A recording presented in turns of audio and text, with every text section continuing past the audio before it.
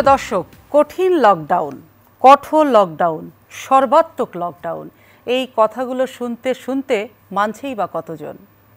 এবং মানানোর জন্য কিংবা বাধ্য করার জন্য যাদের প্রয়োজন অর্থাৎ কর্তৃপক্ষ, তারাই বা তাদের কতটুকু দায়িত্ব পালন করছে? 14 এপ্রিল থেকে সর্বাত্মক লকডাউন, কিন্তু বলা হচ্ছে শিল্প কলকারখানা খোলা থাকবে সীমিত পরিসরে ব্যাংক। তাহলে দুই নৌকায় যদি পা দিয়ে চলা হয়, একটা তো ফসকাবে। সেই ফসকানোর জায়গাটা কি? জীবন আর জীবিকা দুটোকেই ব্যালেন্স করেই তো চলা হচ্ছে এই করোনাকে মোকাবেলা করার জন্য। কিন্তু জীবনটাই যদি না বাঁচে, তাহলে জীবিকা দিয়ে কি হবে? এই প্রশ্ন কিন্তু এখন সকলের। আমি সোমা ইসলাম, মেট্রো টু দ্য পয়েন্টে সকলকে স্বাগত জানাচ্ছি। আজ আমাদের আলোচনার বিষয় কঠিন কঠোর গদ্যে সর্বাত্মক লকডাউন। আমাদের সঙ্গে আলোচনায় যুক্ত হচ্ছেন ডক্টর মুস্তাক হোসেন, উপদেষ্টা IEDCR। আমাদের সঙ্গে যুক্ত হচ্ছেন মোহাম্মদ মহসিন, সচিব দুর্যোগ ব্যবস্থাপনা ও ত্রাণ মন্ত্রণালয়। আমাদের সঙ্গে যুক্ত হচ্ছেন ব্যারিস্টার বিদা অমৃত খান, পরিচালক BGMA, ডেপুটি ম্যানেজিং ডিরেক্টর দেশ গার্মেন্টস। আমি তিনজনকেই স্বাগত জানাচ্ছি আলোচনায়। আমি আলোচনাটা শুরু করতে চাই। নিশ্চয়ই আমাদের সঙ্গে যুক্ত আছেন মোহাম্মদ মহসিন, সচিব দুর্যোগ ব্যবস্থাপনা ও ত্রাণ মন্ত্রণালয়। জি, আপনি কি আমার কথা শুনতে পাচ্ছেন মোহাম্মদ মহসিন?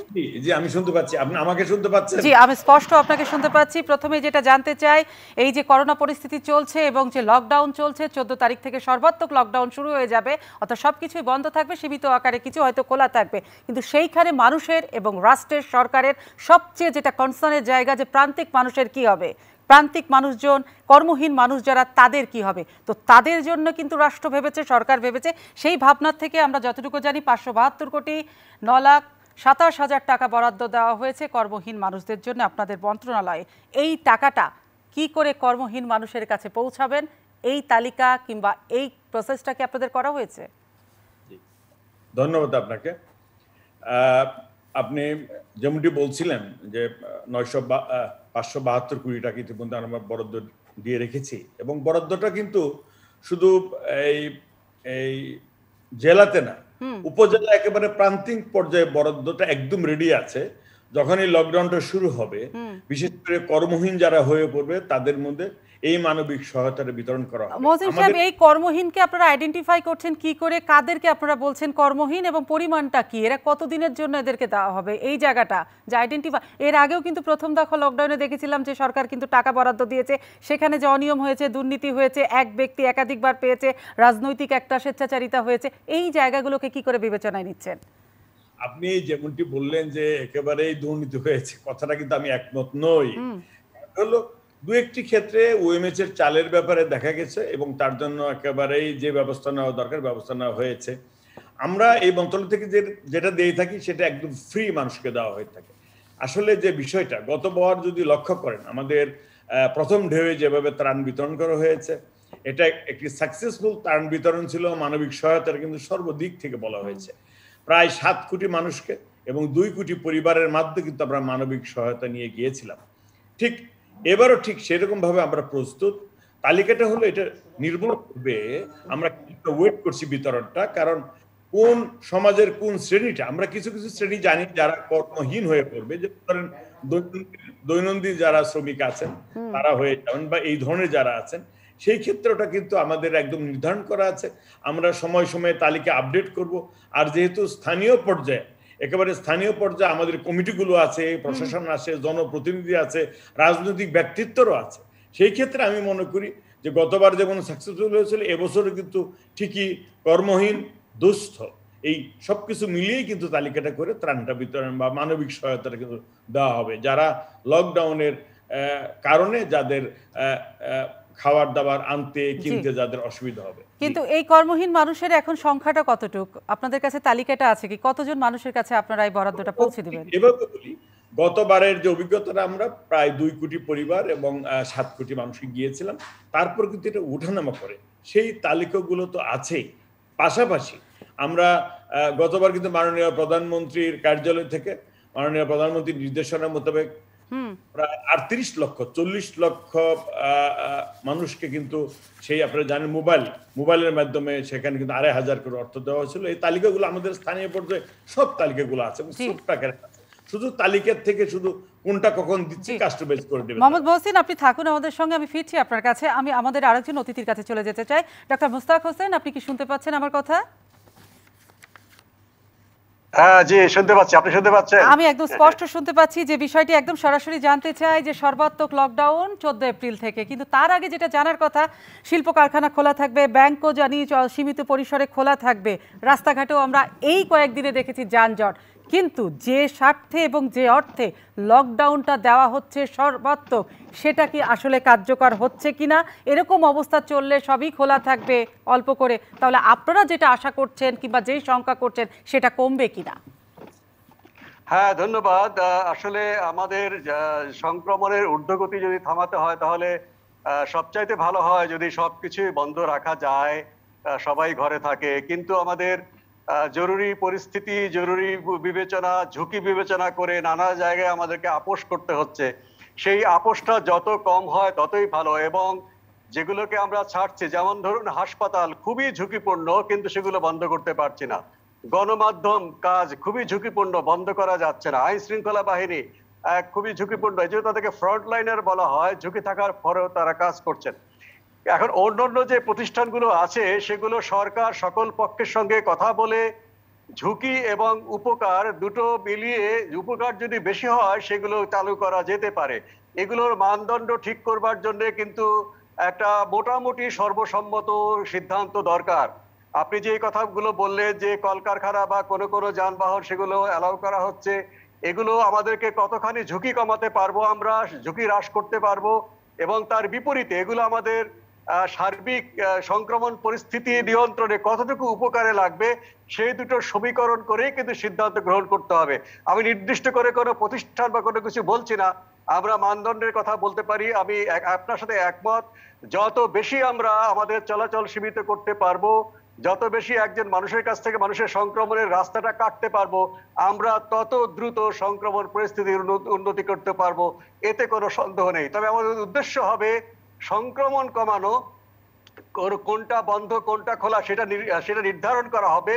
সংক্রমণ কমানোতে তাদের অবদান কতখানি, তাদের ঝুঁকি কতখানি, এবং সেগুলো যদি আমরা শিথিল করি আমরা উপকার কতখানি পাবো, এভাবেই কিন্তু আমাদের বিবেচনা করতে হবে। শুধুমাত্র আমাদের কারো চাপ কিংবা কারো মন গড়া সিদ্ধান্ত দিয়ে এই সিদ্ধান্ত হবে না। আমরা একটা নির্দিষ্ট মানদণ্ডের ভিত্তিতে আমরা এই সিদ্ধান্তগুলো নিতে হবে, তাহলে কিন্তু কারো মধ্যে কোনো অভিযোগ থাকবে না। অভিযোগ থাকলেও তা নিরসনের ব্যবস্থা করা যাবে। জনাব মুস্তাক হোসেন, আপনি থাকুন আমাদের সঙ্গে। আমাদের আরেকজন অতিথি আছে, আমি একটু তার কাছে যেতে চাই। আমি এখন সংযুক্ত করতে চাই ব্যারিস্টার বিদ্যা অমৃত খান। আপনি আমার কথা কি শুনতে পাচ্ছেন? জি, আপনার কাছে যে বিষয়টি জানতে চাই, যে এই সময় সকলেই যেখানে বলছে সব কিছু বন্ধ রাখতে হবে, আপনি শুনলেন যে আইডিসিআর এর উপদেষ্টা আমাদের সঙ্গে ছিলেন, সবাই আর কি বলছে যে সব কিছু বন্ধ না করলে যে উদ্দেশ্য সামনে রেখে লকডাউন করা হচ্ছে সেটা সফল হবে না। কিন্তু তাহলে আপনারা অর্থাৎ কোন বিবেচনাতেই কলকারখানা, শিল্প কলকারখানা খোলার সিদ্ধান্ত আসলেন? আমাদের জন্য আসলে ডিসিশনটা যদি আমাদের উপরে ছেড়ে দিত, যে ঠিক আছে আমরা জাস্ট দেশের ভিতরে কাজ করছি এবং আমাদের কাজটা, আমাদের আউটপুটটা সবকিছু is related only to Bangladesh, তাহলে আসলে মেবি আমাদের সিদ্ধান্তটা অন্যরকম। কিন্তু আজকে আপনারা সবাই জানেন Bangladesh garments industry, garments it's all export oriented business, it's 100% export oriented.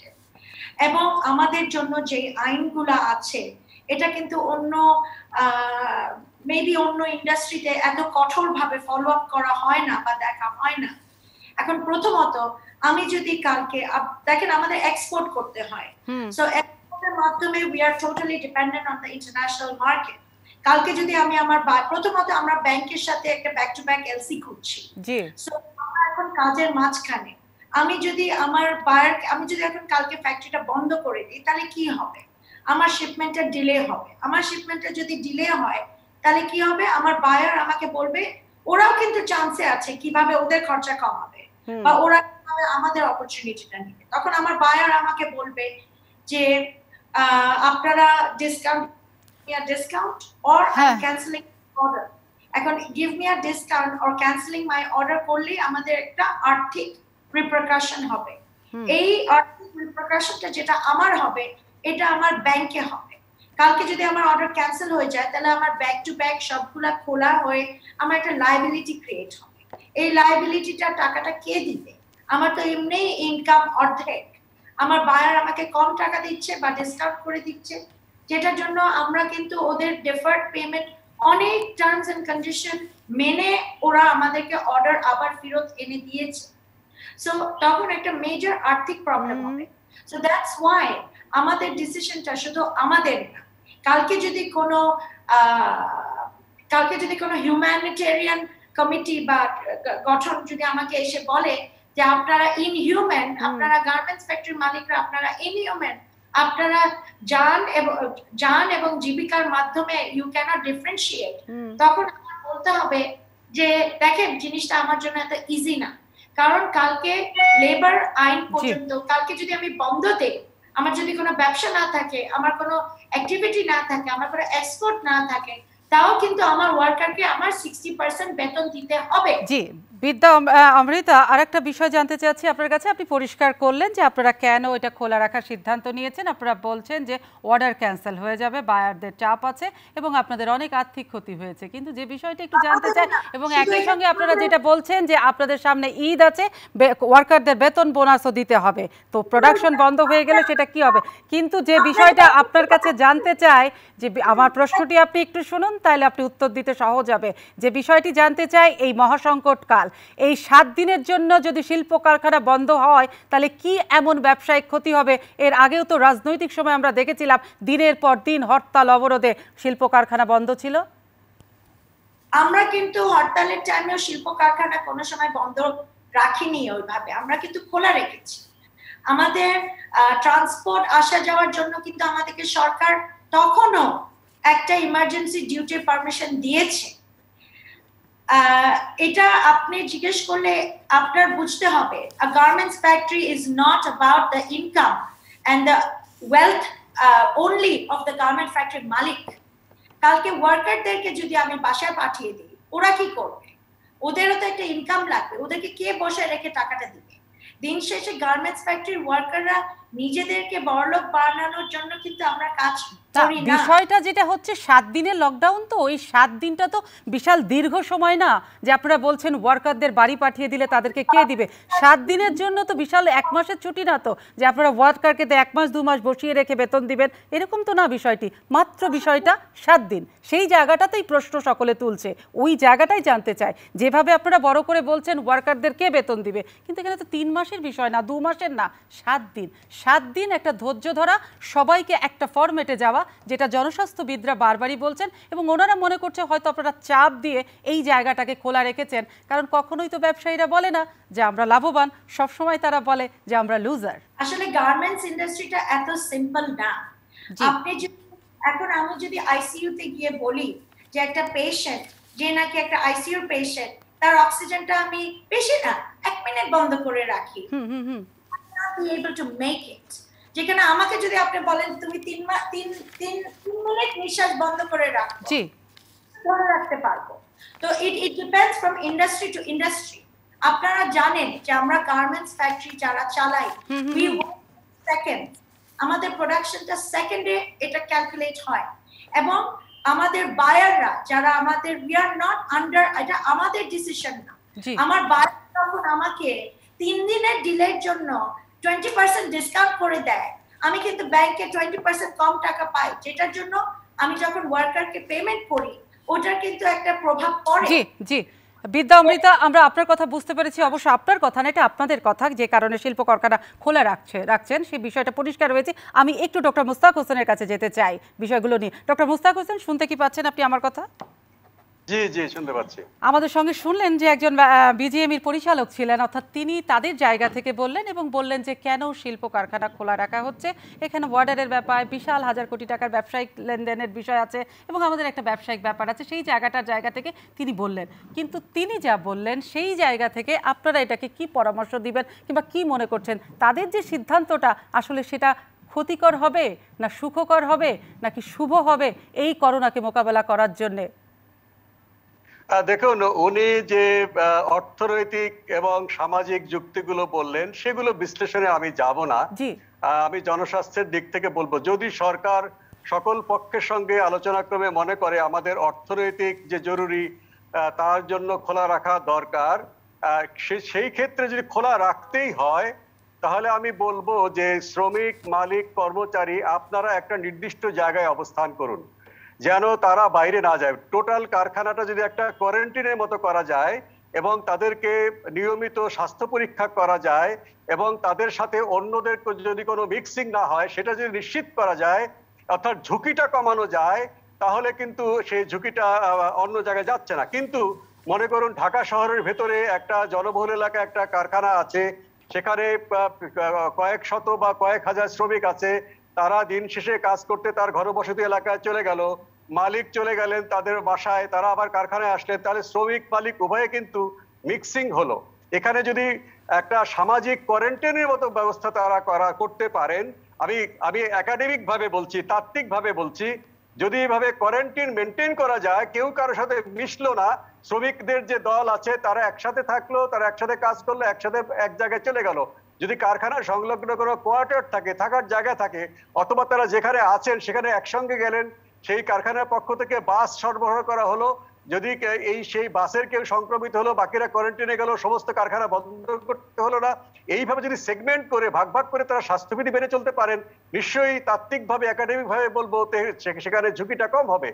আর বাস্তবে যদি তারা করতে পারেন, তারা যদি উদাহরণ দেখাতে পারেন, প্রথম ঢেউয়ের সময় তারা এটি করেছেন, তাহলে কেউ কেউ বলছেন যে প্রথম ঢেউয়ের সময় করোনার তারা এইভাবে স্বাস্থ্যবিধি রক্ষা করতে পেরেছেন, তাহলে কিন্তু জনস্বাস্থ্যের দিক থেকে আমরা বলবো না যে ঝুঁকিটা বাড়ছে। তারপরেও বলবো যতখানি সম্ভব আমরা মানুষ থেকে মানুষের সংক্রমণ কমানোর জন্য সমস্ত ব্যবস্থা করা উচিত। অর্থনৈতিক যুক্তি এবং সামাজিক যুক্তির বিষয়ে আমি বিষয়ে অভিজ্ঞতা থাকলেও আমি বিষয়ে জনস্বাস্থ্য নিয়ে যেহেতু কাজ করছি, আমি বিষয়ে মন্তব্য করছি না। সরকার যেন সকল পক্ষের সঙ্গে আলোচনা করে এই বিষয়ে সিদ্ধান্তটা দেন। কিন্তু জনাব মোস্তাক, যে পদ্ধতিটা সামনে খোলা রেখে আগামী দিনে 14 তারিখ থেকে সর্বাত্মক লকডাউনের যে ঘোষণা দেওয়া হয়েছে কিংবা আসছে, সেটা যদি এমন হয় এই মাঠের বাস্তবতা, তাহলে আগামী 15 দিন কিংবা আগামী 10 দিন পর বাস্তব চিত্রটা আপনাদের চোখে কি ভাসছে?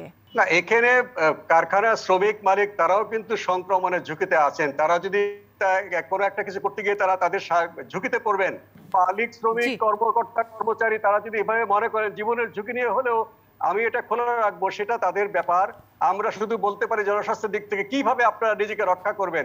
গার্মেন্টস খোলা রেখে কিভাবে করবেন, অর্ধেক খোলা রেখে কিভাবে করবেন, কিংবা পুরোপুরি বন্ধ রাখলে তো আপনি প্রতিরক্ষা করলেন। আমরা এভাবে পথ বাতলাতে পারি, কিন্তু খোলা রাখা বা অর্ধেক খোলা রাখার সিদ্ধান্তটা কিন্তু এ বিষয়ে জনস্বাস্থ্য কর্তৃপক্ষ একটা পক্ষ মাত্র, অন্যদের সঙ্গে আলাপ করে সরকার এভাবে চূড়ান্ত সিদ্ধান্ত। কিন্তু জনস্বাস্থ্যবিদরাই তো এখন সবচেয়ে বড় পক্ষ, তাদের উপরেই তো আস্থা সকলের। তো সেই জায়গা থেকে আপনার কাছে জানতে চাইলে যে ভবিষ্যতে যে সিদ্ধান্তটা নেওয়া হয়েছে এভাবেই যদি চলতে থাকে, তাহলে করোনাটা মোকাবেলা কতখানি সফলতা আসবে, এই জায়গাটা একটু পরিষ্কার জানতে চাই। না, এক্ষেত্রে আমি তো বললাম যে যেগুলো জরুরি ব্যবস্থা, জরুরি যেমন আপনাদের গণমাধ্যমটা খোলা আছে, এটা খুবই জরুরি। নিশ্চয়ই আপনারা ঝুঁকি যখন আপনারা ফিল্ডে কাজ করবেন, বিশেষ করে আপনাদের ক্যামেরাম্যানরা যখন ছবি তুলে গায়ে গা লাগিয়ে ছাড়া তারা ছবি তুলতে পারে না, কারণ ঠিক মতো অ্যাঙ্গেল থেকে ছবি না তুললে এটা প্রফেশনাল কাজে ঝুঁকি নিচ্ছেন। এখন কারখানাটা এরকম ঝুঁকি নিয়ে চালাবেন কিনা, আমি বলবো যে ঝুঁকি বাড়বে। কারখানা যদি এভাবে চালান, এবং অধিকাংশ কারখানায় কিন্তু আমি যেভাবে বললাম যে সামাজিক কোয়ারেন্টাইন করে চালানো, এটা বাস্তবতা কিন্তু বলে যে এটা সবার পক্ষে সম্ভব নয়, অনেক খরচ বেড়ে যাবে। সেই খরচের কথা তারা আবার ইকোনমিক বলে অর্থনৈতিক বিশ্লেষণে আমি যাচ্ছি না। এখানে ঝুঁকি থাকবে, সেই ঝুঁকি এবং উপকার। যারা মোস্তাক থাকুন, আপনি আমাদের সঙ্গে ব্যারিস্টার বিদ্যার সাথে একটু সংযুক্ত হতে চাই। ব্যারিস্টার বিদ্যা, আপনি আমার কথা শুনতে পাচ্ছেন নিশ্চয়ই? তাহলে সেই যে উপকারটা, সেই উপকারটা ব্যারিস্টার বিদ্যা শুনতে পাচ্ছেন কি আপনি আমার কথা? শুনতে পাচ্ছি। জি, যেমন যদি বলছিলেন আইডিসিআর এর উপদেষ্টা যে ঠিক আছে, কিন্তু উনি যেগুলো পরামর্শগুলো দিলেন এবং করা উচিত সেই জায়গাগুলোতে আপনারা কতখানি মানে কাজ করেছেন, কিংবা শ্রমিকদের স্বাস্থ্য সেবাটা কতখানি নিশ্চিত করছেন? দেখেন, লাস্ট টাইম লকডাউনের সময়ও আমাদের যখন বললো যে গার্মেন্টস ফ্যাক্টরিগুলো খোলা থাকবে, তখন আমাদের থেকে বেশি কেউ প্রিকশন আমার মনে হয় না অন্য কোনো ইন্ডাস্ট্রি নিয়েছে। আমরা সোশ্যাল ডিস্টেন্স মেনটেন করে, আমরা কাজের জায়গায় গ্যাপ করে, হাত ধোয়া থেকে নিয়ে ডিসইনফেকশন করা নিয়ে থেকে নিয়ে ফুল টাইমে মাস্ক পরা থেকে নিয়ে আমরা সব করেছি। এমনকি বাসে করে আমরা যখন ওয়ার্কার থেকে তাদের ঘরে ফেরত পাঠিয়েছি, আমরা ওদেরকে পাশে একটা সিট খালি করে বাসগুলা ডাবল করে ওইভাবে আমরা পাঠানো হয়েছে। এখন আমি আপনাকে যেটা প্রশ্ন জিজ্ঞেস করতে চাই, যে উনি তো আমাকে বললেন, এবং I understand his concern and I am 100% honestly বিশ্বাস করেন, যদি আমি পারতাম আমি কারো জান খাতরাতে রাখতাম না। কিন্তু এখানে যিনি উনি যেই জিনিসটা তার মানে আপনি বলছেন এই পদ্ধতি চালু থাকলে কাউরি না কাউরি জান খতরাতে থাকবে। হবে, কিন্তু এখানে আপনি আমাকে একটা কথা বলেন, জি আমাদের আমরা যে ওয়ার্কার গুলাকে যে ঘরে নিয়ে ফেরত দিব, তা ওরা ওদের ছোট জায়গা থেকে এক ঘর থেকে আরেক ঘর, সবাই তো যেই এলাকায় ওরা থাকে সবাই তো আর আমার ফ্যাক্টরিতে কাজ করে না, একটা ফ্যাক্টরিতে কাজ করে না, তো ওরা তো ওদের ঘরের ভিতর থেকে একটা ঘর থেকে আরেকটা ঘরে যেতে পারে না। যেটা বলছেন স্বাস্থ্যবিদরা যখন কাজ করবে স্বাস্থ্যবিধিটা মানা, মানে ফ্যাক্টরির মধ্যে কোয়ারেন্টিনটা করে রাখার জায়গাটা, সেটা সব ফ্যাক্টরির সুবিধা আছে কিনা, কিংবা আপনারা যারা করেছেন এটা তো সকলেই করে না, অনেকের বিরুদ্ধে অভিযোগ আছে অনেক মালিকরা স্বাস্থ্যবিধিটা মানেন না, সেই জায়গাতে আপনারা যারা নেতৃস্থানীয় মানুষ আছে এই নজরদারিটা এই মনিটরিংটা কতটা কঠোরভাবে করবেন? এটা কিন্তু আপনার Bangladesh garments manufacturers exporters association থেকে একটা কঠোর গাইডলাইন এখন না আগেই দিয়ে দিয়েছে, যেটা আমরা ফলো করে এতদিন ফ্যাক্টরি খোলা রেখেছি। শুধু ওইটা না, আমরা যে বাইং হাউস গুলোর সাথে কথা বলছি, যাদের সাথে কাজ করি, ওরাও কিন্তু আমাদের কাছ থেকে ছবি চাচ্ছে, অডিট করছে, কমপ্লায়েন্স দেখছে। কিন্তু আমি কথাটার সাথে একটু করে দুই মত, এই জন্য যে উনি যদি জাস্ট বলে ছেড়ে দেয় যে না এইভাবে ঠিক রাখতে হবে, তাহলে তো আমি আজকে জিজ্ঞেস করতে পারি যে বাংলাদেশের পুলিশ যারা আছে, যারা লাস্ট টাইম এত পুলিশ মারা গেছেন, ওনাদের থাকা খাওয়ার ফ্যাসিলিটিতে কি এরকম আলাদা করা হচ্ছে? ওরা যে বাইরে যাচ্ছে ওদের জন্য কি একই জিনিসটা হচ্ছে? তো এখন আমরা সব, because garment is the biggest industry in this country, সব কিছু কিন্তু গার্মেন্টস এর উপরে ফোকাস হয়। এবং আমি অন্যখানে জিজ্ঞেস করবো যে অন্য জায়গায় দেশের অন্যখানে বাজারে বলেন এখানে বলেন দুদিন পরে রোজা শুরু হবে, সবাই কি ফলো করছে?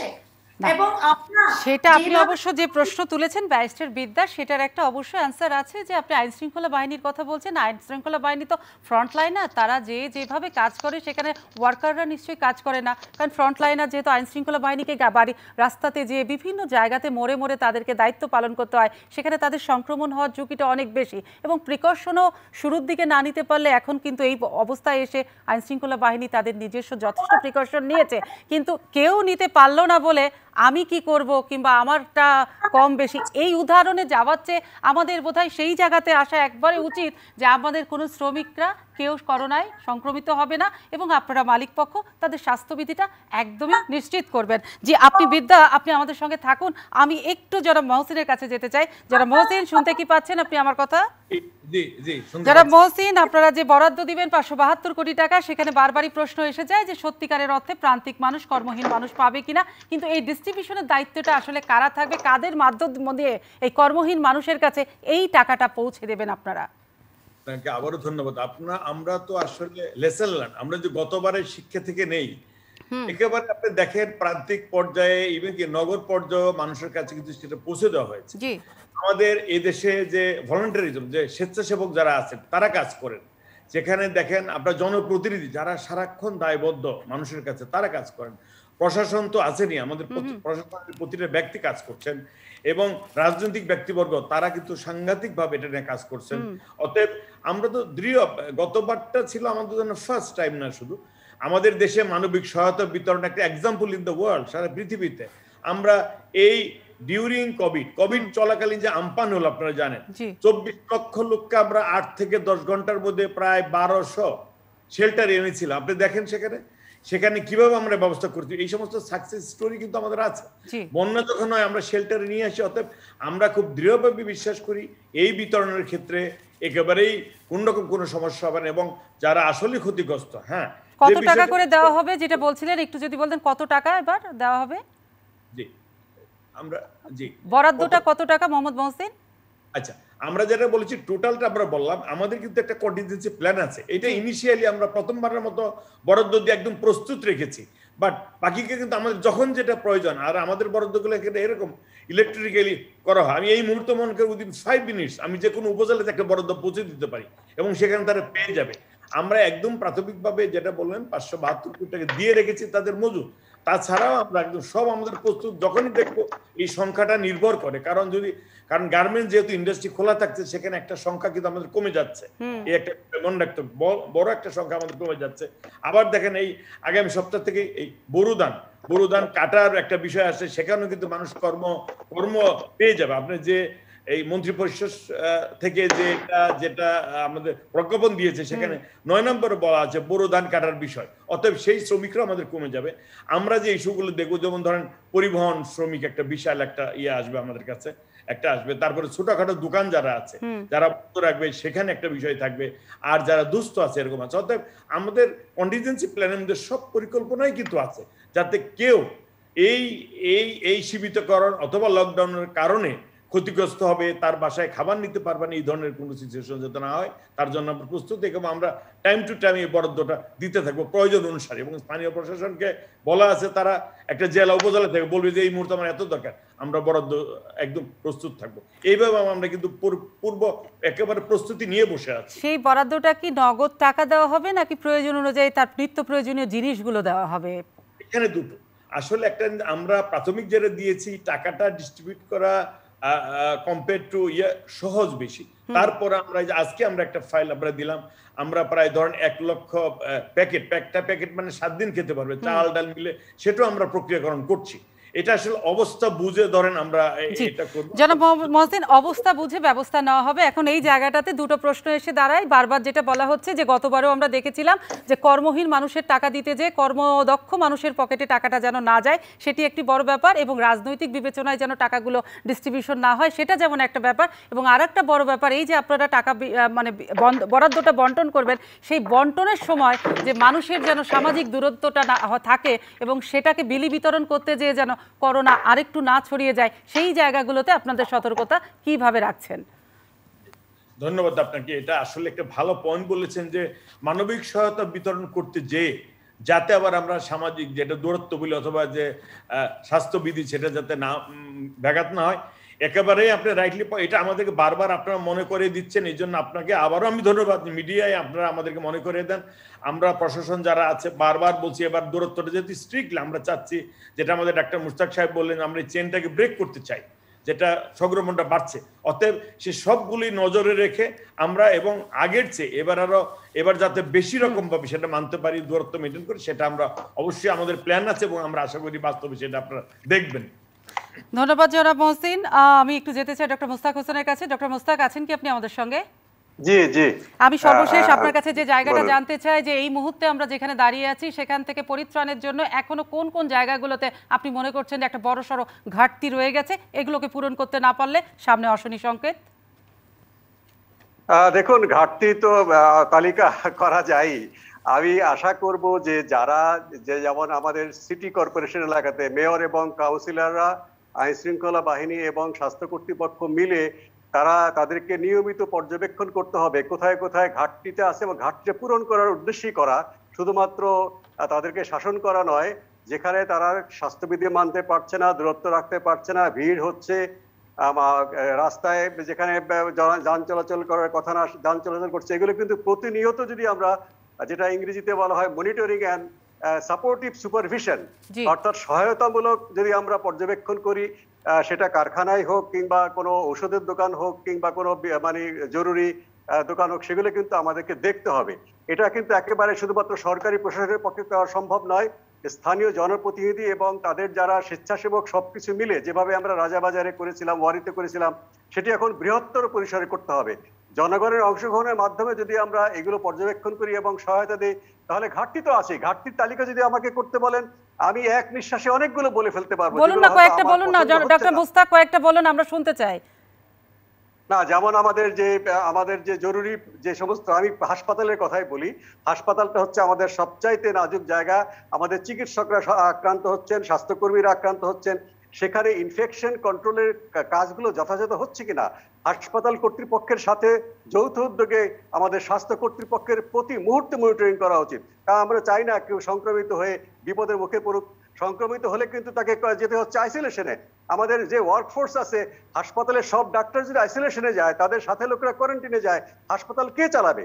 কাজেই এটা তাদের যেমন স্বাস্থ্যকর্মীদেরও স্বার্থ আছে, রোগীদেরও স্বার্থ আছে। আমাদেরকে প্রতিনিয়ত সেই হাসপাতালগুলোকে দেখা উচিত তারা সংক্রমণ প্রতিরোধে যে সমস্ত পদক্ষেপ নেওয়ার কথা নিয়ম অনুযায়ী সেগুলো করছে কিনা। আমি হাসপাতালের উদাহরণ দিচ্ছি, যেহেতু আমি স্বাস্থ্য খাতের সাথে জড়িত আছি।